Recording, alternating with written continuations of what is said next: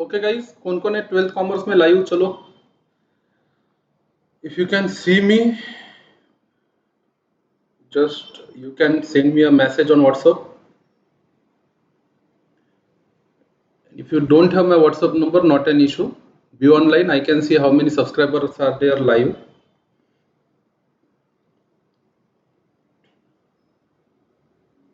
तो अगर आप वीडियोस पे देख रहे हो तो वीडियो को पहले फुल स्क्रीन कर लीजिए। फुल स्क्रीन करने के बाद अगर आपने आपका स्क्रीन लॉक ऑन करके रखा है तो उसको नेवर कर दीजिए ताकि आपका स्क्रीन बार बार बंद ना हो। थोड़ा लेट हो गया अपन 5-7 मिनट आज, बट नो माइंड, चलते आगे। चलो, कल कहाँ पे छोड़ा था अपन ने?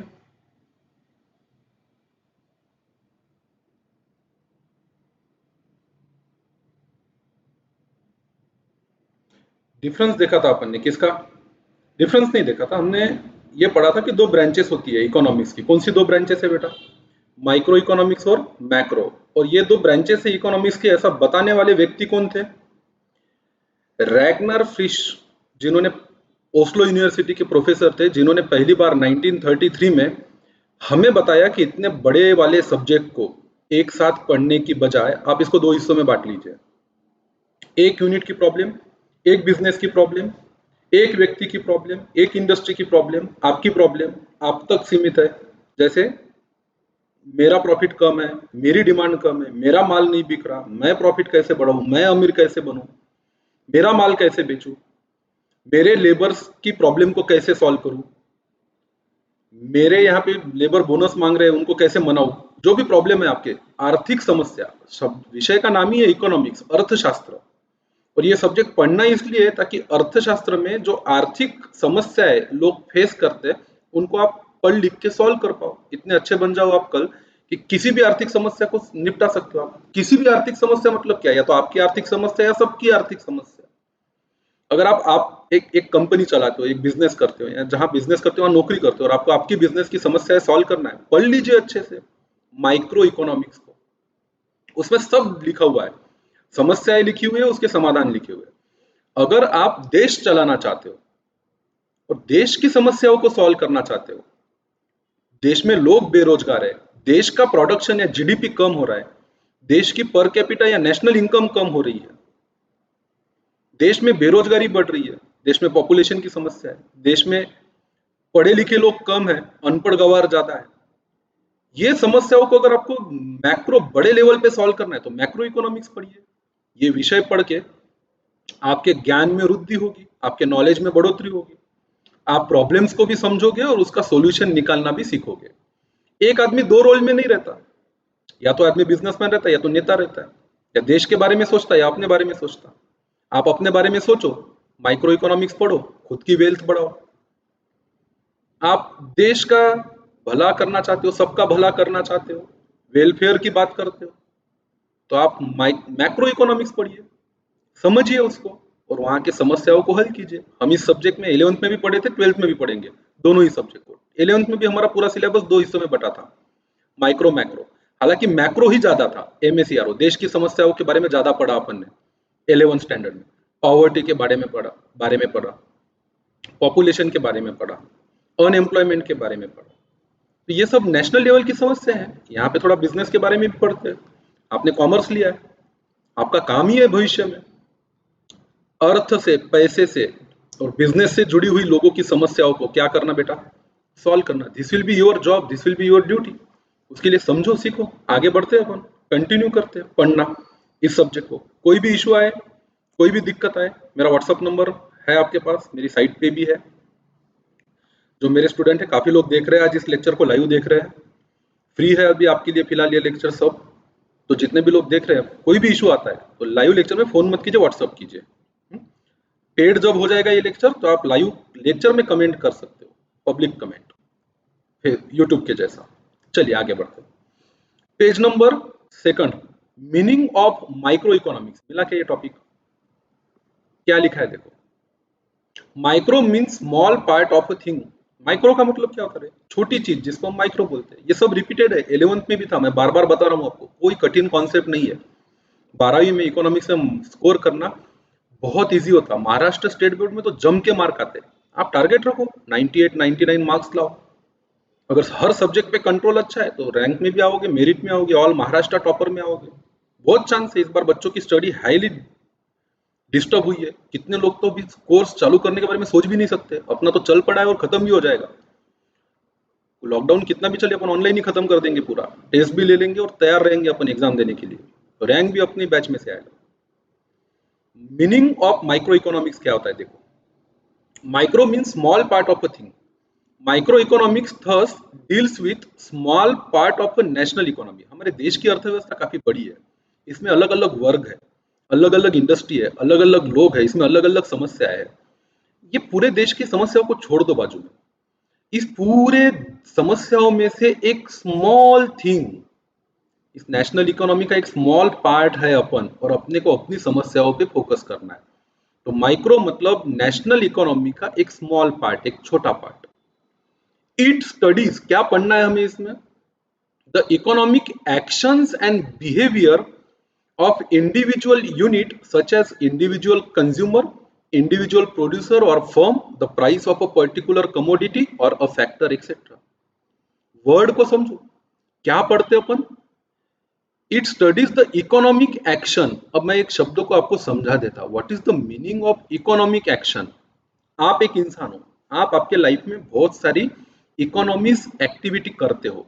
ऐसा कोई बंदा नहीं है या बंदी नहीं है इस देश में, इस दुनिया में, इस सृष्टि में जो कभी इकोनॉमिक एक्शन नहीं लेता। एवरीवेयर, जहां जहां आप एक पैसा भी खर्च करते हो तो आप इकोनॉमिक एक्शन ले रहे हो। एग्जाम्पल, आपने आपके मोबाइल में डेटा पैक करवाया वडेरा सर के लेक्चर देखने के लिए, 4G का, 2 GB 1 GB 1.5 GB डेली मेरे को चाहिए क्योंकि उतने लेक्चर मैं वडेरा सर का देखता हूँ या देखती हूँ। ये एक इकोनॉमिक एक्शन था। आपको डिसीजन लेना पड़ा, ये पैसा खर्च करूँ या ना करूँ। जिसके बुद्धि को पटा उसने किया, जिसको नहीं पटा नहीं किया, बैठे हैं घर पे, बिना पढ़ाई के, बिना लिखाई के व्यर्थ कर रहे अपना जीवन। इकोनॉमिक एक्शन था। आप गाड़ी में पेट्रोल डलाते हो, 100 का डलाऊ, 150 का डलाऊ, 200 का डलाऊ, इकोनॉमिक एक्शन है। आपको ट्यूशन की फीस भरनी है, पैसा देना है, इकोनॉमिक एक्शन है। अब हर व्यक्ति, आप सब्जी खरीदते हो, तेल खरीदते हो, पंखा चलाते हो, एसी चलाते हो, लाइट का बिल आता है, everything happens in your life, everywhere you have to take a economic action. अगर आपके घर में एसी रात को आप सोते वक्त चलाते बैठे हो कि चलो भाई 10 बज गए हमें सोना है, एसी चलाते हो, तो लोग टाइमर लगा के सोते हैं कि एक 3 घंटा चलेगा बंद हो जाएगा। इकोनॉमिक एक्शन है। सोच रहे कि रूम ठंडा हो जाए, नींद लग जाए, आराम से सुबह उठेंगे। रात भर चलेगा, बिजली का बिल ज्यादा आएगा। क्या लेके सो रहे हो आप, इकोनॉमिक एक्शन लेके सो रहे हो। हर व्यक्ति इकोनॉमिक एक्शन लेता है, बट हर व्यक्ति जो रिएक्ट करता है, हर व्यक्ति जो निर्णय लेता है, हर व्यक्ति जो डिसीजन लेता है, एक जैसा नहीं होता। हर व्यक्ति का हर बात में निर्णय अलग अलग होता है। एग्जाम्पल के तौर पे, आपको आपके दुकान में लेबर्स रखने हैं, आपके फैक्ट्री में लेबर्स रखने हैं। कोई इंसान बोलेगा 3 लेबर से काम चला लेता हूँ, थोड़ा काम मैं खुद कर लूंगा। कोई व्यक्ति बोलेगा मैं 5 लेबर लगाता हूँ, मैं काम नहीं करूंगा। कोई व्यक्ति बोलेगा 3 लेबर लगाता हूँ, 5-5 हजार रुपए महीने का पगार देता हूँ। उसी सेम फैक्ट्री अगर का मालिक अगर कोई दूसरा होता तो वो बोलता 5 व्यक्ति लगाता हूँ, मैं बिल्कुल काम नहीं करूंगा और सैलरी भी 10-10 हजार दूंगा सबको। इसको ठीक लगा, इसने किया, उसको ठीक लगा, उसने किया। दोनों ने ही इकोनॉमिक डिसीजन लिए, इकोनॉमिक एक्शन लिया, अब अपने तरीके से। जिसको जो उचित लगता है वो करता है। एखादे व्यक्ति को 500 रुपए का जूते का पेयर भी महंगा लगता है, दूसरा वही जूता हो सकता है 800-1000 रुपए में खरीद ले, उसको ठीक लगा। वो उसका इकोनॉमिक डिसीजन है, ये इसका इकोनॉमिक डिसीजन है। तो क्या सीखे हम, इकोनॉमिक डिसीजन, ये जो वर्ड आया है, या इकोनॉमिक एक्शन तो हर व्यक्ति लेता है, बट कौन सी सिचुएशन में इंसान क्या करेगा ये डिपेंड करता है उसके बिहेवियर पे। किस पे डिपेंड करता है, बिहेवियर पे। देखिए हर व्यक्ति का बिहेवियर अलग होता है। होटल में जाके या मॉल में जाके मंगा ले पॉपकॉर्न, मंगा ले समोसा और मंगा ले कोल्ड ड्रिंक। कोल्ड ड्रिंक पता चला 100 रुपए का है, समोसा 150 रुपए का है और पॉपकॉर्न 200 रुपए का है। 400 रुपए की प्लेट भर के मॉल में लेके आया, आप मूवी देख रहे थे तो क्या आया है उसमें, थोड़ा सा समोसा, थोड़ा सा कोल्ड ड्रिंक, उसमें भी आधा बर्फ और आधा पानी, और इतू से पॉपकॉर्न, पैसे ले लिए 450-500 रुपए। किसी के बिहेवियर में बैठता, जाने दे, कोई फर्क नहीं पड़ता। मेरे जैसा इंसान का बिहेवियर ऐसा है नहीं। मैं वहां सिर्फ मूवी देख के आता, मुझे पता है थिएटर में 1 पैसे का खाना पीना करना नहीं, लूट लेते। अरे भाई, जो चीज आप घर पे 15-20 रुपए में बना के फुल क्वांटिटी एंजॉय कर सकते हो, आप 500 रुपए दे के आ रहे हो उसके, क्यों? मेरा बिहेवियर अलग है, आपका अलग है, आपके पापा का अलग है, आपके मम्मी का अलग है। दुनिया ऐसी तो चलती है। इस दुनिया में हर व्यक्ति के बिहेवियर बिल्कुल अलग अलग है। दो लोगों के बिहेवियर एक जैसे कभी हो सकते नहीं, कभी नहीं हो सकते। तो करना क्या? What is the solution? तो ऐसे केस में अगर हम एक व्यक्ति की, एक यूनिट की प्रॉब्लम को सॉल्व करना चाहते हैं, तो वो क्या इकोनॉमिक डिसीजन लेता है, ये वर्ड यहाँ पे आया है, इकोनॉमिक एक्शन क्या लेता है, वो हमें देखना है। और वो क्या लेगा, क्या करेगा, कैसे करेगा, इसके लिए हमें उसका समझना पड़ेगा बिहेवियर। तो इकोनॉमिक्स क्या है? 11th में एक डेफिनेशन थी, economics is the study of human behaviour. ये आपके स्वभाव की अभ्यास है। हर व्यक्ति का स्वभाव जो समझ गया, उससे बड़ा अर्थशास्त्री कोई नहीं। मैं एक एग्जांपल देता हूं, आपको हमेशा लाइफ में याद रखना। दुनिया के लोग बोलते हैं धीरू भाई अंबानी बहुत ही होशियार बिजनेसमैन थे, कुछ नहीं था उनके पास, फर्श से वो आदमी अर्श पे चला गया। जिसके पास कुछ नहीं था, वो दुनिया का, भारत का इतना सबसे रईस पैसे वाला इंसान कैसे बन गया? इसका एक ही राज है। उसका राज ये है कि जितना ह्यूमन के बिहेवियर को धीरू भाई अंबानी समझते थे, ना आप समझते हो ना मैं समझता हूं। जिस दिन आप समझ जाओगे कि आपका आगे जो ह्यूमन खड़ा है या जो लोग आपके सामने खड़े हैं उनका इकोनॉमिक बिहेवियर कैसा है, तो आप राज करने लगोगे उन पे। आपको समझना पड़ेगा इंसान कब खरीदता है, इंसान कब नहीं खरीदता, कब खर्च करेगा, कितना खर्च करेगा, क्यों करेगा, कब वो खर्च से बचेगा, कब ज्यादा पैसा देगा। अरे मुकेश अंबानी को सब पता है। उसने जियो लॉन्च किया 1.5-2 साल पहले, आज देखो उसका नेटवर्थ उसकी रिलायंस इंडस्ट्री में सबसे ज्यादा हो गया। इतना पैसा, इतनी मार्केट वैल्यू, इतना मुनाफा है उस कंपनी के पास, कैसे? अरे बाबा, उनके मालिक को पता था बिहेवियर कैसा है लोगों का, बराबर पहले फ्री दिया, ज़ूम ज़ूम करके लोगों के वीडियो चलने लगे, एप्स चलने लगे, ऑनलाइन गेम खेलने लगे। नहीं तो पहले कभी देखा ही नहीं था लोगों ने, बफर ही होते रहता था, वीडियो प्ले ही नहीं होता था। फिर लोगों को आदत सी लग गई, फिर उसने ह्यूमन के बिहेवियर को देखा कि अगर ये चीज ये लोग पाना चाहे तो कितना पैसा दे सकते। बराबर एक दिन प्राइस लेके आया, प्राइम मेंबरशिप लेके आया, और आज देखो बिना जियो के जीवन की कल्पना नहीं कर सकते। इमेजिन करो, लॉकडाउन में बैठे होते और जियो ना होता, मर गए होते। मैं भी खत्म, लेक्चर ही नहीं ले पाता, ऑनलाइन आप तक पहुंच ही नहीं पाता। तो हमें बिजनेसमैन बनना है, अमीर बनना है, वेल्थ कमानी है। यही तो सब इकोनॉमिक्स में पढ़े थे 11th स्टैंडर्ड में। Economics is the science of wealth, economics is the science of human behaviour. तो अब ह्यूमन के कौन से बिहेवियर को आप समझ पाओगे इकोनॉमिक्स पढ़ने के बाद, ये देखो। तो इन्होंने भी यही बोला, माइक्रो इकोनॉमिक्स में हम पढ़ेंगे किसी भी इंसान की इकोनॉमिक एक्शन को अभ्यास करेंगे कि वो कब क्या करता है। आमतौर पे अगर आप बेचने वाले हो तो आपको ये देखना चाहिए कि इंसान खरीदेगा कब, और अगर आप खरीदने वाले हो तो आपको ये देखना है कि सामने वाला बेचेगा कब। बस इतना जिसको समझ जाए वो बन गया बिजनेसमैन। यही तो इंपॉर्टेंट है। इस पे फोकस करो, इस बात पे कंसंट्रेट करो। तो हम क्या पढ़ेंगे माइक्रो इकोनॉमिक्स में? इकोनॉमिक एक्शंस पढ़ेंगे और बिहेवियर पढ़ेंगे इंडिविजुअल्स के, सच एज इंडिविजुअल कंज्यूमर। एक कंज्यूमर का बिहेवियर बड़ा अलग होता है। क्या होता है कंज्यूमर? मतलब कौन रे? कस्टमर, गिराइक, खरीददार। अपने आप को एक खरीददार के शूज में फिट करो। इमेजिन करो कि आप एक कस्टमर हो, मार्केट में खरीदने जा रहे हो। आपका बिहेवियर एकदम विपरीत है, अलग है उस व्यक्ति से जो आपको बेचना चाहता है। और आपके साथ वाले दूसरे कंज्यूमर से भी आपका बिहेवियर अलग है। आपका बिहेवियर एज अ कंज्यूमर आपको यह बताता है कि मुझे चीजें ज्यादा खरीदनी है और पैसे भी कम देने और सेटिस्फेक्शन भी ज्यादा चाहिए। अरे बाबा, इसीलिए तो हम बार्गेन करते हैं। एक कंज्यूमर के दिमाग में 24 घंटे एक ही बात चल रही होती है, पैसा कम लगे माल ज्यादा मिले, पैसा कम लगे माल ज्यादा मिले, यही तो चाहिए उसको, और क्या चाहिए?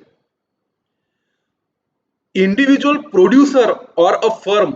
अभी आप कंज्यूमर नहीं हो, अभी अपने आप को मानो कि आप एक दुकानदार हो, एक विक्रेता हो, एक सेलर हो जो माल बना के बेचता है। अब आपका बिहेवियर चेंज हो गया। अब आपके दिमाग में एक ही बात चल रही है, पैसा ज्यादा मिले और माल कम जाए। बिल्कुल विपरीत है। बेचने वाला हमेशा ये सोचता है, उसकी साइकोलॉजी, उसकी मेंटेलिटी या उसका बिहेवियर कुछ ऐसा होता है, माल ज्यादा बिके, पैसा भी ज्यादा आए। और खरीदने वाला बोलता है माल ज्यादा चाहिए और पैसा कम जाए। फिर भी दोनों एक दूसरे के साथ बात बना ही लेते हैं, खींचतान करते हैं, भाव करते हैं और मार्केट चलते रहता है। आप सब्जी लेने जाओ, आप खरीदने वाले हो, वो बेचने वाला है, दोनों विपरीत परिस्थितियों के लोग। अब यही तो समझना है। खरीदार को यह समझना चाहिए कि इसका बिहेवियर कैसा है जो मेरे पास खरीदने आया है, और खरीदने वाले को यह समझना चाहिए कि उसका बिहेवियर कैसा है जो मेरे को बेचने वाला है। इस गेम में जिसका ज्ञान ज्यादा वो विजेता। मुकेश अंबानी, धीरूभाई अंबानी प्रोड्यूसर थे, उन्होंने नाप लिया, भाप लिया, जान लिया, समझ लिया पूरे देश के लोगों के बिहेवियर को, आज राज कर रहे हैं। हर वो बड़ी कंपनी, एप्पल का उदाहरण ले लो, एप्पल एक एक लाख रुपए का फोन बेच सकती है, मामूली बात थोड़ी है। 1000 रुपए में बने हुए फोन को आप 1 लाख रुपए में बेच रहे हो। एप्पल का मुनाफा कितना है? 5 लाख रुपया पर सेकंड। अब कैलकुलेट कर लो आप, दिन के कितने कमाते होंगे, हफ्ते के कितने, महीने के कितने और साल के कितने। और वेबसाइट पे जाके एप्पल का रेवेन्यू देख लेना, उसको डिवाइड कर लो, जितना पैसा कमाती है एप्पल नाम की company divided by number of seconds in a year, आपको आंसर मिलेगा 5 लाख रुपीज पर सेकंड। ये उनके कमाई की क्षमता है। अरे कैसे कमाया उन्होंने ये? उनके पास जो बंदे हैं ना, बिहेवियर जानते हैं। किसका बिहेवियर जानते हैं? कंज्यूमर का।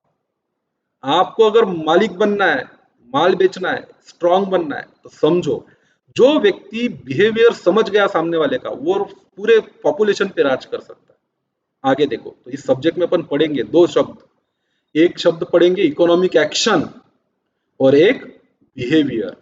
किसी भी इंडिविजुअल यूनिट का, एक कंज्यूमर का या ग्रुप ऑफ कंज्यूमर्स का, एक प्रोड्यूसर का या ग्रुप ऑफ प्रोड्यूसर, मतलब फर्म। प्रोड्यूसर मतलब एक आदमी, फर्म मतलब ग्रुप ऑफ प्रोड्यूसर्स। तो जैसे हमारे यहाँ पे इंडस्ट्री बोल सकते हैं आप फर्म को। A price of a particular commodity, देखो मुनाफा कमाने के लिए क्या चाहिए इंसान को, वेल्थ कमाने के लिए क्या चाहिए, अमीर बनने के लिए क्या चाहिए, अर्निंग चाहिए। अर्निंग कैसे होती है? माल को बनाओ, माल को बेचो, सर्विसेज को प्रोड्यूस करो, सर्विसेज को बेचो, है ना। मैं आपको पढ़ा रहा हूँ, क्लासरूम चल रहे थे, क्लासरूम में पढ़ाया, सर्विस बेच रहा था, आपसे पैसा ले रहा था। आज ऑनलाइन पढ़ा रहा हूँ, सर्विस बेच रहा हूँ, आपसे ऑनलाइन पैसा लूंगा। सब होता। अमीर बनने का एक ही रास्ता है, पैसे कमाने का एक ही रास्ता है, चीजें बनाओ, चीजें बेचो। पर चीजों को बेचने के लिए चीजों के दाम तय करने पड़ते हैं। कितने में बेचूं? आपने बोल दिया कि मुझे इतने में बेचना है तो नहीं बिकेगा। मार्केट को समझना पड़ेगा और अपनी चीजों का दाम रखना पड़ेगा। जियो वाला चाहता तो 1000 रुपए का भी 84 डेज का 1.5 GB पर डे का पैक रख सकता था, और वो 1000 में नहीं बेच रहा है, वो 599 में बेच रहा है। बहुत बड़ा थॉट प्रोसेस है उसके पीछे।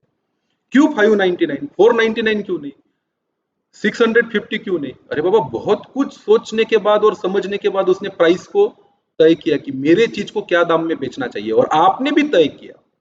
जब वो बेच रहा है 599 में, यहां तक ठीक है, आप भी खरीद रहे हो 599 में, तो आपका इकोनॉमिक माइंड जो है ना, आपको सिग्नल देता है, बताता है कि क्यों मुझे इस पर्टिकुलर कमोडिटी को 599 में खरीदना चाहिए, क्यों मुझे पेट्रोल 80 में खरीदना चाहिए। इसमें भी बिहेवियर सबके अलग अलग होते हैं। अर्थशास्त्र की बात करते ना बेटा, तो पैसा आएगा कहां से और पैसा जाएगा कहां पे। अर्थ मतलब पैसा, मनी, बस इसका पूरा शास्त्र मतलब साइंस, आपको समझना है। यही है इस विषय का नाम, अर्थशास्त्र, इकोनॉमिक्स। तो अपन पढ़ेंगे बिहेवियर और एक्शंस को, इसके लिए समझना पड़ेगा, फिर पढ़ेंगे। अब देखो, माइक्रो इकोनॉमिक्स की डेफिनेशन कैसे कैसे दी है लोगों ने। डेफिनेशन के साथ ना पर्दे खुलते चले जाएंगे। इंटरेस्टिंग चैप्टर है, मगअप करने के दृष्टिकोण से या पाठ करने के दृष्टिकोण से इसको नहीं देखने का, इसको एंजॉय करने का। एग्जाम में आंसर्स और क्वेश्चंस बहुत इजी आते हैं। टेक्स्ट बुक के बाहर क्वेश्चन नहीं आता, और टेक्स्ट बुक के बाहर आंसर नहीं लिखने का। राइटिंग प्रैक्टिस एक बार करनी चाहिए। तो मैं मेरे बैच में बच्चों से सारे थ्योरी के answers by way of assignment लिखा लेता हूँ और चेक भी कर लेता हूँ। मुझे पता है पढ़ना एक अलग चीज है, थ्योरी में मार्क्स स्कोर करने का एक स्टाइल होता है, इसमें जरूरी है राइटिंग प्रैक्टिस। तो क्लास खत्म होने के बाद क्वेश्चन आंसर जो टेक्स्ट बुक में दिए हैं और जो मैं प्रोवाइड करता हूँ उसको सॉल्व करना चाहिए। इसके एडिशन में आपको टेस्ट सीरीज में लिख के देखना चाहिए। थ्योरी सब्जेक्ट को पढ़ते वक्त एंजॉय करना चाहिए, बर्डन नहीं लेना चाहिए। बस ज्ञान आने दो, नॉलेज आने दो, मुझे ज्यादा से ज्यादा चीजें सीखनी है, पता करनी है, इतना अगर आपके दिमाग में क्लियर है, बाद में सेकंड स्टेप होती है इसके आंसर्स को लिखने की, वो एक अलग पार्ट है। उसको एग्जाम ओरिएंटेड लेने का, पर पढ़ते वक्त एंजॉय करने का सब्जेक्ट को। थ्योरी सब्जेक्ट बिल्कुल मजे लेके पढ़ने के। अब देखो definition of micro economics. Micro मतलब वो छोटा एक इंडिविजुअल यूनिट का इकोनॉमिक्स, और मैक्रो मतलब सबकी समस्याओं को समझो और उसको सॉल्व करो। माइक्रो की बात कर रहा हूं मैं, माइक्रो पे फोकस कीजिए। क्या लिखा है यहाँ पे? लिखा है you have already studied some important definitions of micro economics, let us review some of the definition, या सम मोर डेफिनेशन। 11th में थे अपने पास, इकोनॉमिक्स की डेफिनेशन थी, पढ़ी, रटी रटाई, लिखी भी, मार्क्स भी पाए। अब कुछ और ज्यादा आगे की डेफिनेशन पढ़ते हैं, रिपीट करने में तो मतलब नहीं है। तो मॉरिस डॉब नाम के एक अर्थशास्त्री हो गए, उनकी डेफिनेशन दी है। ये नाम आपने 11th में कहीं नहीं सुना, पूरे टेक्स्ट बुक में मॉरिस डॉब का नाम ही नहीं था। ये दो दोस्त थे, कॉबलस था इनका एक दोस्त और एक डॉब था। उसमें से एक है मॉरिस डॉब, इसका पार्टनर था कॉबलस। उन्होंने भी फाइनेंस में और इकोनॉमिक्स में बहुत रिसर्च किया और बहुत सारी चीजें लिखी। कॉप डॉगलस प्रोडक्शन फंक्शन भी आता है आपको, अगर आप इकोनॉमिक्स पढ़ो आगे हायर लेवल पे। तो क्या लिखा था मॉरिस डॉब नाम के, मॉरिस डॉब नाम याद रखना, बोर्ड में नाम के साथ लिखना पड़ता डेफिनेशन, अच्छा इंप्रेशन पड़ता। नहीं लिखा तो हो सकता है आधा एक मार्क कट जाए कहीं पे, लिखा तो आउट ऑफ मिलेंगे। मॉरिस डॉब कहता है micro economics is the fact is in fact a microscopic study of economy. अब देखो, आप यहां अपने घर पे बैठ के ना आज बाहर नजर घुमाओ, क्या नजर आता है आपको? आपको नजर आएगा कि भाई पूरा मार्केट, पूरा बाजार आज परेशान है, व्यापारी परेशान है, दुकानदार परेशान है। पैसा नहीं आ रहा किसी के पास, धंधा नहीं हो रहा, लोगों के पास खर्च करने के लिए पैसा नहीं है। कोरोना कोविड-19 का लॉकडाउन बुरी तरह से आर्थिक दृष्टिकोण से लोगों को प्रभावित कर रहा है, और सिर्फ आप और मैं इससे प्रभावित नहीं हुए, पूरा देश, पूरी दुनिया उससे प्रभावित हुई है। अब अगर आपको इसका सॉल्यूशन निकालना है कि पूरे देश को इस समस्या से कैसे बाहर निकाले, तो आपको मोदी जी के साथ जाके बैठ जाना चाहिए। बोले आओ आओ मोदी जी बातें करते हैं, मैंने इकोनॉमिक्स पढ़ा है वडेरा सर के पास, मुझे सब ज्ञान है, मैं आपको समझाता मैक्रो इकोनॉमिक लेवल पे प्रॉब्लम्स को कैसे सॉल्व करना चाहिए। मुझे सब आता, मुझे सब समझता, मैंने सब पढ़ा है। मैं जो सुझाव देता हूं वैसा काम कीजिए, समस्या सॉल्व हो जाएगी। ये हो गई मैक्रो लेवल पे। आप उसमें से एक छोटा सा पार्ट चुनिए, आप खुद के एक बिजनेस पे फोकस कीजिए। आपका बिजनेस भी तो प्रॉब्लम से सफर कर रहा है। अब मैं मेरे बिजनेस को कैसे निकालूं इस समस्या से, तो आपने पूरे बड़े समस्या में से एक यूनिट चुना, उस पे फोकस कर रहे हो, उसके प्रॉब्लम को समझ रहे हो और उस प्रॉब्लम को सॉल्व करने की कोशिश कर रहे हो। यही कहा है मॉरिस ने। मॉरिस कहता है कि micro economics is the study is in fact A microscopic study of economy. पूरे इकोनॉमी में से एक छोटा पार्ट लेके उसकी स्टडी करो, उसकी समस्याओं को सॉल्व करो। अभी मैं टीचर हूं, वैसे देखा जाए तो धन बिजनेस सबका अफेक्ट हुआ है, तो कोचिंग क्लास वालों का भी बिजनेस अफेक्ट हुआ है, कॉलेज वालों का भी बिजनेस अफेक्ट हुआ है। बच्चे जा नहीं रख पा रहे, कोचिंग क्लास वालों के पास कोई आ नहीं पा रहा। तो अगर मैं सारे कोचिंग क्लास की बात करूं, तो उनकी प्रॉब्लम को मैं एक यूनिट कंसीडर कर सकता हूँ कि भाई किराना दुकान वालों को भी प्रॉब्लम है, हार्डवेयर वालों को भी प्रॉब्लम है,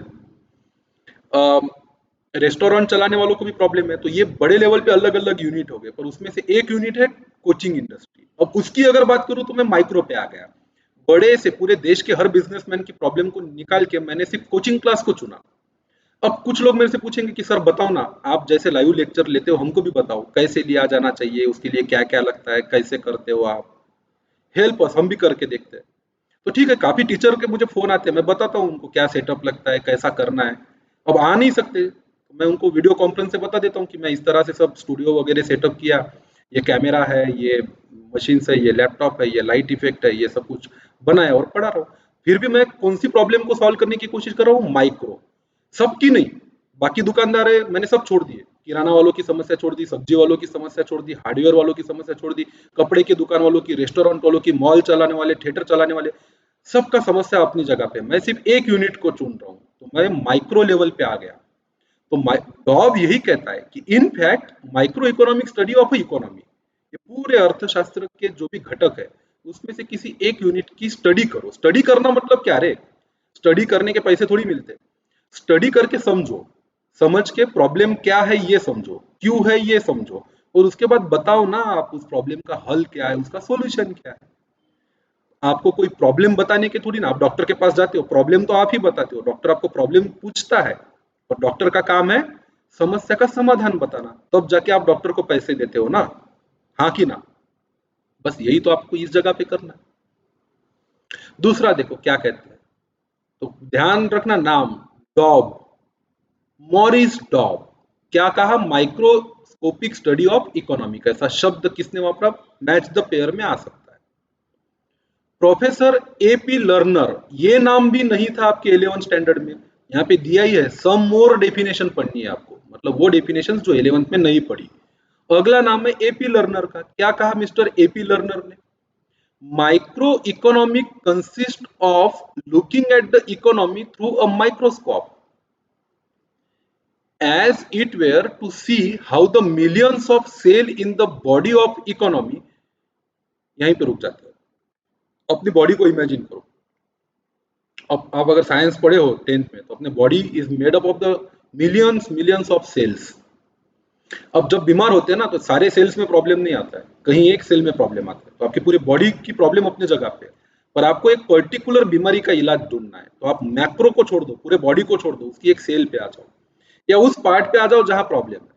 अब एक आदमी बहुत ही परेशान है, उसके सर में दर्द रहता है, उसके कान में दर्द रहता है, उसकी आंखों से दिखता नहीं, उसकी नाक बहती रहती है, उसके लीवर खराब हो गए, उसकी किडनी में प्रॉब्लम है, उसको हार्ट बराबर नहीं आता, उसका ईसीजी बहुत खराब है, उसके ब्लड में हीमोग्लोबिन नहीं है। अब बताओ, ये पूरी प्रॉब्लम को सॉल्व करने बैठोगे तो एक बॉडी अगर आपका एक यूनिवर्स है, तो आप मैक्रो लेवल पे चले गए।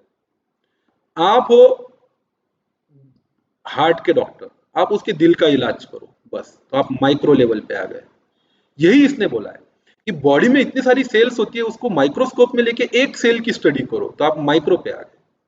जैसे बेरोजगारी की समस्या देश की समस्या है, इसको सॉल्व करना है तो अलग प्रॉब्लम है। मैं बेरोजगार हूं, मुझे जॉब कैसे मिलेगी, ये प्रॉब्लम को हल करना है तो माइक्रो प्रॉब्लम का हल कर लो। तो वही तो लिखा है, to see how the millions of cell in the body of economy. Microscope में देखो कि उसमें से एक पर्टिकुलर सेल कैसे दिखता है। द इंडिविजुअल और household are consumers and individual और firms as a producer play their part in working of whole economic organism. हमारे देश की अर्थव्यवस्था कैसे चलती है, तो इसमें क्या क्या है? हमारी अर्थव्यवस्था में है इंसान, जीते जागते नेचुरल इंसान। आप हो, मैं हूं, स्त्री है, पुरुष है, मेल्स है, फीमेल्स है। हम इन सबको इंडिविजुअली रेफर करते हैं। अब हम में से इंडिविजुअल दो हिस्सों में बटे हुए हैं। कुछ इंडिविजुअल कंज्यूमर है, जो सिर्फ चीजों को खाते हैं, कंज्यूम करते हैं। जैसे मेरा लड़का है, प्रोडक्शन करता ही नहीं है वो किसी चीज का, he is only a consumer. बैठना खाना इतना उसके जीवन का फर्ज है, प्योर कंज्यूमर। छोटे बच्चे जो बूढ़े हो जाते, रिटायर हो जाते, दे आर प्योर कंज्यूमर, कमाते कुछ नहीं, बस कंज्यूम करते हैं, खरीदते हैं, खर्च करते, खाते हैं, यूज करते हैं चीजों का। वर्किंग क्लास 16 से आगे, 18 से आगे और 60 तक जो काम करते हैं, ये कंज्यूम भी करते हैं और ये प्रोड्यूस भी करते हैं। तो हम नेचुरल पर्सन दो हिस्सों में बट जाते हैं। एक पार्ट होता है कंज्यूमर का और एक पार्ट होता है प्रोड्यूसर का। बराबर है? ओके। उसके बाद हमारी इकोनॉमी सिर्फ नेचुरल पर्सन से नहीं चलती है, आर्टिफिशियल पर्सन से भी चलती है। जैसे firms, businesses, industry and companies, ये भी तो हमारे एक अर्थव्यवस्था का हिस्सा है। इसमें से कई कंपनियां ऐसी है जो माल को खरीदती है, मतलब कंज्यूम करती है, और साथ ही साथ माल को बेचती भी है, मतलब प्रोड्यूस भी करती है। तो हमारे इकोनॉमी के दो घटक होते हैं, इंडिविजुअल और फर्म्स। इंडिविजुअल मतलब नेचुरल लिविंग पर्सन, फर्म्स मतलब आर्टिफिशियल पर्सन। और ये लोग आपस में खरीदते, बेचते, व्यवहार करते, लेते हैं, देते हैं। इसी को तो बोलते हैं अर्थव्यवस्था का चलना। यही हमारी इकोनॉमी है, यही हमारे देश की क्या है, या दुनिया की अर्थव्यवस्था है। इकोनॉमिक सिस्टम जो है, ये जो इकोनॉमिक ऑर्गेनिज्म बना है, ये दो टाइप के लोगों से बना है, एक है कंज्यूमर और एक है प्रोड्यूसर। कंज्यूमर इंडिविजुअल भी हो सकता है और फर्म भी हो सकती, प्रोड्यूसर भी इंडिविजुअल हो सकता है और फर्म हो सकती। तो प्रोफेसर लर्नर क्या बोलते हैं? ये बोलता है, फिर से पढ़ रहा हूं, micro economics consist of looking at the economy through the microscope as it were to see how the millions of cell in the body of a economy, the individual or household are consumers and individual or firms are producers। तो इस line को explain कर दिया मैंने। देखो, हर line को समझोगे ना तो कठिनाई निकल जाएगी। इंग्लिश का प्रॉब्लम है, टफ जाता है लैंग्वेज अपने को, डरने का नहीं। whenever the problem is big, just divide and rule। पूरा पैराग्राफ पढ़ने में दिक्कत जा रही, दो दो लाइन पढ़ो, दो दो लाइन समझो, आसानी से जाओ। इससे लिखने में भी हेल्प हो जाएगी, याद भी रह जाएगा। द इंडिविजुअल और household as a consumer and individual और firms producers play their part in working of whole economic organism. ये पूरी अर्थव्यवस्था इन दो लोगों से चलती है, इंडिविजुअल और फर्म से। इसमें से कुछ इंडिविजुअल और फर्म प्रोड्यूसर होते हैं और कुछ कंज्यूमर होते हैं। The following chart gives an idea of the scope of micro economics. तो कुछ है, देखो क्या लिखा है, स्कोप ऑफ माइक्रो इकोनॉमिक्स। एक क्वेश्चन अलग से ही आता है इस पे, 11th में भी था, scope of micro economics, scope of macro economics क्या है, इसमें हम क्या क्या पढ़ेंगे। अब आपको पूरे देश की समस्याओं को नहीं सुलझाना है, आपको आपके बिजनेस की, आपके इंडस्ट्री की एक यूनिट की प्रॉब्लम को सॉल्व करना है, ठीक है। इसमें आपके पास प्रॉब्लम क्या क्या आते हैं और उसके समाधान क्या क्या ढूंढने, मतलब माइक्रो इकोनॉमिक्स में क्या क्या पढ़ना है, इसका एक चार्ट है। इस सब्जेक्ट में है क्या, इसी को तो बोलते हैं स्कोप। अपन बोलते हैं मुझे 10वीं के बाद कॉमर्स लेना है, फिर मुंह से अचानक निकल जाता कॉमर्स में क्या स्कोप है, इसका मतलब कॉमर्स लेके क्या आगे क्या। उसी तरह जब माइक्रो इकोनॉमिक्स का स्कोप पढ़ा जाता है तो माइक्रो इकोनॉमिक्स पढ़ के क्या आगे क्या, क्या पढ़ना है, क्या समझना है और क्या करना है, इसी को तो स्कोप बोलेंगे। तो मैं समझाता हूं एक एक पॉइंट को, फिर डिटेल में भी पढ़ेंगे। स्कोप ऑफ माइक्रो इकोनॉमिक्स में आपके पास आ गया theory of product pricing. Product pricing क्या होता है, तो देखो मेरा एक सवाल है, अमीर कैसे बना जाए, तो बिजनेस करके। बिजनेस में क्या होता है, गुड्स बेचने या सर्विस बेचो। बेचने के लिए क्या करना पड़ता है, बनाना पड़ता है। तो तब तक आप बेच नहीं सकते जब तक आप बनाते नहीं। मैं आपको लेक्चर बेच रहा हूँ तो मेरे स्टूडियो में बैठ के मैं लेक्चर बना रहा हूँ, मेरे क्लास में बैठ के मैं लेक्चर बना रहा हूँ। सिर्फ बनाने से अमीर नहीं बनता मैं, बना के बेचना भी पड़ेगा। आप मेरे खरीदार हो, मैं आपका विक्रेता हूँ। मैं आपको बढ़िया बढ़िया लेक्चर रोज बना बना के दिखाऊंगा और आपसे आगे चल के पैसे भी लूंगा इसके। तो पैसे कितने लूंगा ये मुझे ही तय करना पड़ेगा, कितने चार्ज करूँ। आप आपसे मैं पूछता हूँ कि भाई अगर वडेरा सर का पूरा 12th कॉमर्स का महाराष्ट्र स्टेट बोर्ड का सिलेबस ऑनलाइन आपको परचेस करना है तो कितने पैसे आप दे सकते हो, तो आप बोलोगे सर हमारे ट्यूशन में तो इतने रहते थे, क्लास जाते थे तो इतने रहते थे, वगैरह वगैरह वगैरह। बहुत सारे इफ्स आएंगे, बट्स आएंगे। बहुत लोग और भी है जो कोशिशें कर रहे हैं ऑनलाइन वगैरह पढ़ाने की, उनको भी आप देखो कि वो कैसे पढ़ाते, वडेरा सर कैसे पढ़ाते। मैं भी इन चीजों को देखूंगा, मेरी स्पेशलिटी क्या है, मेरे स्ट्रेंथ क्या है, मेरी वीकनेस क्या है, मुझे लागत कितनी लग रही है, मुझे खर्चा कितना आ रहा है ये सब काम करने में, कितने बच्चे मेरे पास आएंगे। ऐसा बहुत सारा डिसीजन लेके मैं तय करूंगा कि मेरे प्रोडक्ट की या मेरे सर्विस की क्या प्राइस होनी चाहिए। अरे बाबा मैं बिजनेसमैन हूं ना, तो मुझे तो ये सोचना पड़ेगा। कल चल के आप बिजनेसमैन बनोगे तो आपको भी सोचना पड़ेगा। कॉमर्स लिया है ना, तो यही तो आपका जीवन है, यही आपका स्कोप है, यही करना है फ्यूचर में आपको, यही समझना है और इन्हीं समस्याओं का समाधान ढूंढना है। तो थ्योरी ऑफ प्रोडक्ट प्राइसिंग एक टॉपिक है, ये स्कोप है, ये वो चीज है जिसको इकोनॉमिक्स में पढ़ा जाना चाहिए कि प्रोडक्ट की प्राइसिंग। ये सबने सोचा था। एप्पल ने जब एप्पल का फोन लाया, iPhone x, x pro, x plus जो भी लाए थे, वन प्लस वाले ने लाया, one plus 6, one plus 7, one plus 7 plus pro, what ever they bring, तय किया उन्होंने कि इसकी प्राइस क्या होनी चाहिए। टाटा वाले ने कार लाई, मारुति वाले ने कार लाई, तो पहले तय किया। और ये प्राइस कैसे तय करना चैलेंजिंग काम है। दाम सही होगा तो धंधा सही होगा, दाम में आप गड़बड़ कर दोगे ना तो पूरा धंधा और बिजनेस आपका बिगड़ जाएगा। अब इतना आसान नहीं है, इतना आसान नहीं है। मैं आपको बोलूं कि एक कूलर बनाने की फैक्ट्री है मेरे दोस्त की, कूलर उसने बना लिया, डेजर्ट कूलर।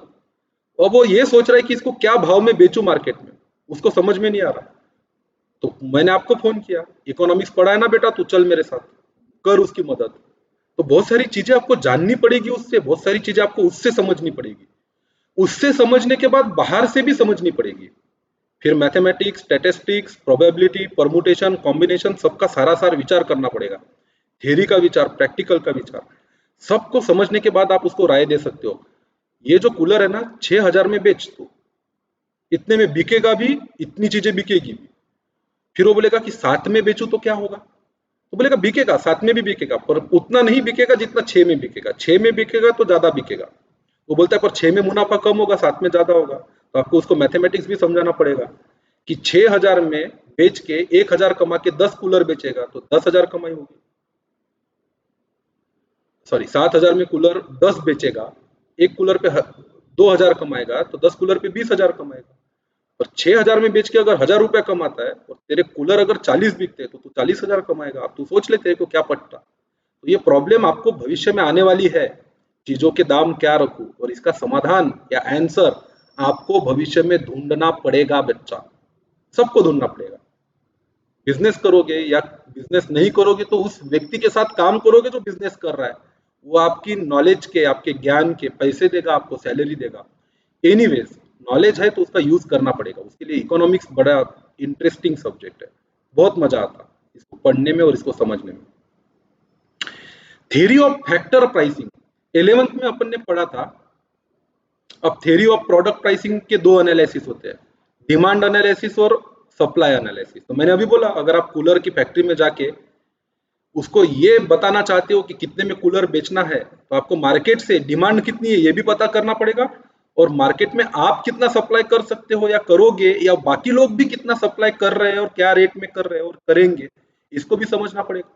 जब तक डिमांड सप्लाई का खेल नहीं समझते ना, प्राइसिंग की थ्योरी नहीं समझते। प्राइसिंग थ्योरी इंपॉर्टेंट चैप्टर है, और प्राइस डिपेंड करती है बोलते हैं डिमांड और सप्लाई पे। एक स्टैंडर्ड आंसर है कैसे एंड हाउ, पढ़ना ही है अपने को अगले चैप्टर में। अगला chapter is all about that. पहले डिमांड पढ़ेंगे, फिर सप्लाई पढ़ेंगे, यूटिलिटी पढ़ेंगे, उसके बाद आ जाएंगे। प्राइस किसके लिए होती है? प्राइस होती है मार्केट में। मार्केट में कौन होते हैं? खरीदने वाले, बेचने वाले। खरीदने वाला क्या करता है? डिमांड। बेचने वाला क्या करता है? सप्लाई। तो पूरा खेल मार्केट का है। मार्केट में क्या प्राइस चलेगी, मार्केट ही तय करेगी। और डिटेल में जाएंगे, बहुत इंटरेस्टिंग टॉपिक है, बने रहिए, पढ़ते रहिए। और क्या पढ़ना है स्कोप में? थ्योरी ऑफ फैक्टर प्राइसिंग अपन ने बचपन में पढ़ा था, बचपन में मतलब 11th में। There are 4 factors of production. ये 4 लोग जब तक एक जगह या 4 चीजें एक जगह पे नहीं आते तब तक प्रोडक्शन ही नहीं होता। प्रोडक्शन करने के लिए चाहिए लैंड, और लैंड का मालिक मांगता है रेंट। प्रोडक्शन करने के लिए चाहिए लेबर, और लेबर मांगता है वेजेस। प्रोडक्शन या चीजें बनाने के लिए चाहिए कैपिटल, पैसा, और जब भी पैसा और कैपिटल आपके पास आएगा या कोई आपको देगा तो उस पर वो मांगेगा इंटरेस्ट। और आप हो entrepreneur, fourth factor of production. आपको तो खुद के लिए प्रॉफिट चाहिए ना, तो देर आर 4 फैक्टर्स, एंड चारों फैक्टर की 4 कॉस्ट है। लैंड की कॉस्ट है रेंट, लेबर की कॉस्ट है वेजेस, कैपिटल की कॉस्ट है इंटरेस्ट, और एंटरप्रेन्योर की कॉस्ट है प्रॉफिट। ये सब लोग अपने हिस्से का डिमांड करते हैं। आप ही को तय करना है कि इसके दाम क्या होंगे। अगर आप फैक्ट्री लगाना चाहते हो, चीजों को बनाना चाहते हो, तो सबसे पहले आपको लैंड लेनी पड़ेगी भाड़े से। आपको ही तय करना है कि मुझे रेंट कितना देना चाहिए। आपको हिसाब करके ये निर्णय लेना है कितना रेंट मैं पे करूं। जगह ले लेने से थोड़ी प्रोडक्शन हो जाएगा। वहां पे चीजों को बनाने के लिए पैसा कमाना है ना, साइंस ऑफ वेल्थ है। चीजें बनाने से नहीं होगा, चीजें बना के बेचनी पड़ेगी, तभी वेल्थ आएगी, अमीरी आएगी, पैसा आएगा। तो जगह ले ली, रेंट कितना देना है आपको तय करना है। इतना आसान नहीं है, अभी आपकी उम्र नहीं है। अगर आपसे आज बड़े बड़े लोग और पप्पा की मीटिंग में चले जाओ और पप्पा लोग डिस्कस कर रहे हैं कि एक नई फैक्ट्री में कितना भाड़ा देना चाहिए, आपको वहां पे जगह नहीं है, पर पढ़ोगे तो एक दिन आपको वहां जगह मिलेगी, और भविष्य आपका ही है। जो निर्णय आज आपके पप्पा ले रहे हैं, बड़े बड़े लोग ले रहे हैं, बड़े होके आपको लेना है। आपको तय करना है फैक्टर की प्राइसिंग। फैक्टर ऑफ प्रोडक्शन है, उसके क्या दाम मुझे देने चाहिए, भाड़ा कितना देना चाहिए, वेजेस कितना देना चाहिए, इंटरेस्ट कितना देना चाहिए, और खुद के लिए प्रॉफिट कितना रखना चाहिए। ये प्लानिंग सही होगी तो बिजनेस सही चलेगा, नहीं तो डूब जाएगा। आपका बिजनेस, पूरे देश के दुनिया के बिजनेस की बात नहीं कर रहा मैं, आपके बिजनेस की बात कर रहा हूं। मतलब माइक्रो इकोनॉमिक्स का स्कोप है ये। Theory of economic welfare. Welfare मतलब क्या रे? कल्याण, भलाई। अब ये सब क्यों कर रहे हो आप? क्यों चीजें बना रहे हो? क्यों प्रोडक्शन कर रहे हो? क्यों डिमांड सप्लाई को समझ रहे हो? क्यों लैंड को रेंट दे रहे हो, वेजेस को, लेबर को वेजेस दे रहे हो, कैपिटलिस्ट को इंटरेस्ट दे रहे हो, और खुद के लिए प्रॉफिट लग रहे हो? ताकि आपका सपना पूरा हो। आपका सपना है भलाई, कल्याण, ग्रोथ, आगे बढ़ना है, बराबर है। अमीर बनना है मुझे भी, और मेरे साथ साथ उन सब लोगों को जो मेरे साथ साथ प्रोडक्शन करते हैं, मेरे लेबर भी आगे बढ़ने चाहिए। मैं जिसकी जमीन पे या लैंड पे काम कर रहा हूँ, उसका लैंड लॉर्ड, लैंड का ओनर भी आगे बढ़ना चाहिए, सबका भला होना चाहिए। मैं पैसे कमाऊंगा तो उस पैसे से टैक्स दूंगा सरकार को, उससे इस देश का भी भला होगा। तो वेलफेयर एक कॉन्सेप्ट हमेशा ही बना रहा है इकोनॉमिक्स में। और जब आप बात करते हो इकोनॉमिक ऑफ वेलफेयर की, तो इसमें क्या क्या स्कोप आता है आपको सोचना है। Efficiency in production. Efficiency in production बहुत अच्छा टॉपिक है। इसका मतलब क्या होता है कि आप जब चीजें बना रहे हो ना, तो आपको इफिशियंट रहना चाहिए, कार्यक्षम रहना चाहिए, पूरी क्षमता से काम करना चाहिए। उदाहरण के तौर पे, अगर एक आधी चीज बनाने में आपको खर्चा 8,000 रुपये आ रहा है, तो कुछ ऐसा करो ना कि वो खर्चा कम लगे, चीजें अच्छी बने, क्वालिटी अच्छी रहे, पर 8 की जगह 6 में बन जाए, 2,000 रुपये आपने बचा लिए। तो इसको बोलते हैं कॉस्ट को बचाना, लागत को कम करना। मुनाफा बढ़ाना है ना, तो दो रास्ते होते हैं। माल के भाव बढ़ा दो, मान के चलो एक चीज मार्केट में 10,000 रुपये में बिकती है, आप 8,000 रुपये में बनाते हो, 8 में बनाते हो, 10 में बेचते हो, 2,000 रुपये कमाते हो। अब अगर ज्यादा कमाई करनी है तो दो रास्ते हैं, 10 की जगह 12 में बेचो और 4,000 कमाओ। और महंगा बेचोगे तो उसके विपरीत परिणाम होंगे, शायद कस्टमर भाग जाए, नहीं खरीदे आपसे। दूसरा रास्ता क्या है, फिर 10 में ही अगर बेचना है तो 8 के जगह कोशिश करो 7 में अगर मेरी चीज बन जाए तो, या 6,000 में बन जाए तो। अब 2,000 रुपया लागत घटानी कैसे, तो टेक्निक है, इसी को तो पढ़ना है इकोनॉमिक्स में, ये टेक्निक्स को पढ़ना है, कैसे लागत को घटाया जाए। उसके लिए एक अलग से टॉपिक है, कॉस्ट एनालिसिस, वहां पे आप पढ़ोगे इफिशियंसी इन प्रोडक्शन। फिर होता है इफिशियंसी इन कंजम्पशन। कंजम्पशन मतलब आपका खर्चा एक प्रकार से। अगर आप कंज्यूमर हो, आप अमीर बनना चाहते हो, आप महीने का खाने पीने पे खर्चा 10,000 कर देते हो, तो आप बचा नहीं पाते कुछ। अब कुछ कटौती करो अपने कंजम्पशन में, कुछ गैर जरूरी चीजों को कम करो। तो जहां 10,000 खर्चा आता है, वहां आपका खर्चा 8,000 आएगा, 2,000 रुपये बचेंगे, तो आपकी वेल्थ बढ़ेगी। कैसे करना है, प्रोड्यूसर की नजर से देखो तो वो भी कंज्यूम करता है। अगर मेरा दोस्त कूलर बनाता है, तो कूलर बनाने के लिए चीजें खरीदता भी है वो। अगर वो एक चीज 800 रुपए के भाव से खरीद के ला रहा, तो उसको कोशिश करनी चाहिए कि कैसे ये चीज 800 की जगह पे 700 में मिले, तो उसके कंजम्पशन में इफिशियंसी आ गई। अगर मेरे दोस्त की मिठाई की दुकान है और वो मिठाई बनाने में एक पर्टिकुलर इंग्रेडिएंट मानो शक्कर 1.5 किलो यूज करता है, तो उसको कुछ और करना चाहिए, 1.5 की जगह पे 1 किलो शक्कर में उसका काम चल जाए। ऐसा फार्मूला बनाना चाहिए, मिठास भी बनी रहे और काम भी बन जाए। तो वो अपने कंजम्पशन में इफिशियंसी ला रहा है, ऐसा करके वो अपनी वेल्थ को बढ़ा सकता है। और ओवरऑल इकोनॉमिक इफिशियंसी, हर वो इकोनॉमिक एक्टिविटी जो आप करते हो वो इफिशियंट रहनी चाहिए। इफिशियंट मतलब, इफिशियंसी का मतलब बताता मैं लेक्चर एंड करने से पहले। इफिशियंट का मतलब क्या होता है, बेस्ट। अगर नुकसान है, खर्चा है, समय है, तो कम से कम लगना चाहिए, इसको बोलते हैं कि आप इफिशियंट हो। और अगर मुनाफा है, प्रॉफिट है, सेल है, बेनिफिट है, तो ये ज्यादा से ज्यादा होना चाहिए। तो इफिशियंट रहना मतलब क्या, अच्छी चीजें ज्यादा से ज्यादा हो और बुरी चीजें कम से कम हो, इसको बोलते हैं इफिशियंट। तो बिजनेस में इफिशियंसी बनाए रखनी पड़ती है, खर्चों को, लागत को, समय को कम से कम रखना पड़ता है, मुनाफे को, प्रॉफिट को, आउटपुट को, प्रोडक्शन को ज्यादा से ज्यादा रखना पड़ता है। एज अ स्टूडेंट आप एक इफिशियंट स्टूडेंट हो कब माना जाएगा पता है, तब जब आप फेसबुक पे, व्हाट्सएप पे, ट्विटर पे समय कम से कम देते हो और अपने पूरे डाटा को ज्यादा से ज्यादा पढ़ाई के लिए यूज करते हो, वडेरा सर के लेक्चर देखने के लिए यूज करते हो, तो माना जाएगा कि आप एक इफिशियंट स्टूडेंट हो। इकोनॉमिकली इन तीन मेन स्कोप है फिर माइक्रो इकोनॉमिक्स के। इसमें हम प्रोडक्ट प्राइसिंग पढ़ेंगे, फैक्टर प्राइसिंग पढ़ेंगे और इकोनॉमिक वेलफेयर पढ़ेंगे। प्रोडक्ट प्राइसिंग के दो सब पार्ट है, डिमांड एनालिसिस और सप्लाई एनालिसिस।